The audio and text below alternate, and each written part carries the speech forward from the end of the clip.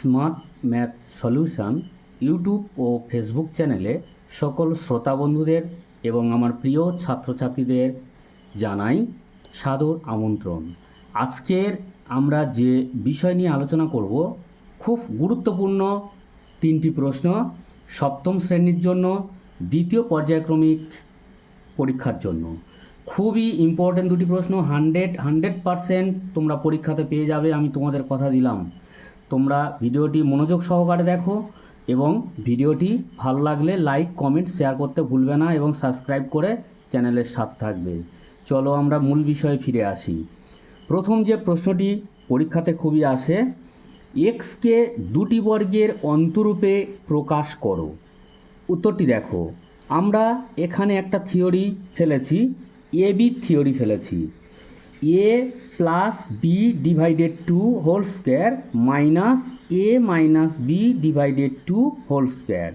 এখানে এক্সকে বলেছে দুটি বর্গের অন্তরূপে, তাহলে এ হিসেবে এক্স ধরবো, বি হিসেবে 1 ধরবো। X plus 1 divided two whole square minus x minus 1 divided two whole square. অতএব এক্সকে দুটি বর্গের অন্তরূপে প্রকাশ করিলাম। দ্বিতীয় যে প্রশ্নটি ছিল, দেখো ভেরি ইম্পর্ট্যান্ট প্রশ্ন, 8x স্কোয়ার প্লাস 50y স্কোয়ারকে দুটি বর্গের সমষ্টি রূপে প্রকাশ করো। এক্ষেত্রে কি করবে, দেখো এখানে যে থিওরিটা প্রয়োগ করা হয়েছে সেটা 2 into A square plus B স্কোয়ারের সূত্র। 2 into A square plus B স্কোয়ারের সূত্র কি, A plus B whole square plus A minus B whole square.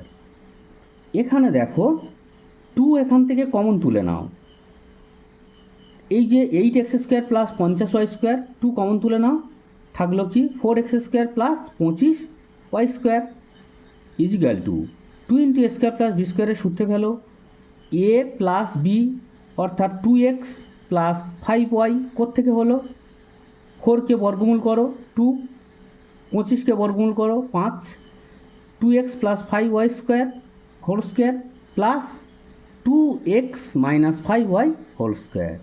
অতএব দুটি বর্গের সমষ্টি রূপে প্রকাশ করিলাম। 3 নম্বর প্রশ্নটি দেখো, এরকমই যখন কোনো সংখ্যা থাকবে 15, 36, 19 যেভাবে থাকুক না কেন সেটাকে ভাঙিয়ে নেবে। 3, 5, 15, এখানে বলেছে 15কে দুটি বর্গের অন্তরূপে প্রকাশ করো। 15কে ভাঙানো হচ্ছে 5 ইন্টু 3 ইজিক্যাল টু, দেখো এটাকে এ ধরো এটাকে বি ধরো, 5টাকে এ 3টাকে B, A plus B divided two whole square minus A minus B divided two whole square equal to 5 আর 3 যোগ করলে কত হচ্ছে 8, 8 divided two whole square minus 5 থেকে 3 বাদ দাও কত হচ্ছে 2, 2 ডিভাইডেড টু। পরের স্টেপে দেখো 8কে 2 দিয়ে ভাগ দিলে 4 তার whole square minus 2 divided to কেটে গেলে 1 তার হোল স্কোয়ার। দুটি বর্গের অন্তরূপে প্রকাশ করিলাম। আজকের এই পর্যন্ত বিদায় নিচ্ছি। তোমাদের প্রত্যেকের আগামী পরীক্ষা মঙ্গল কামনা করি এবং মঙ্গলময় হোক। আগামীকাল আবার দেখা হবে নতুন কোনো তোমাদের সমস্যার সমাধান নিয়ে।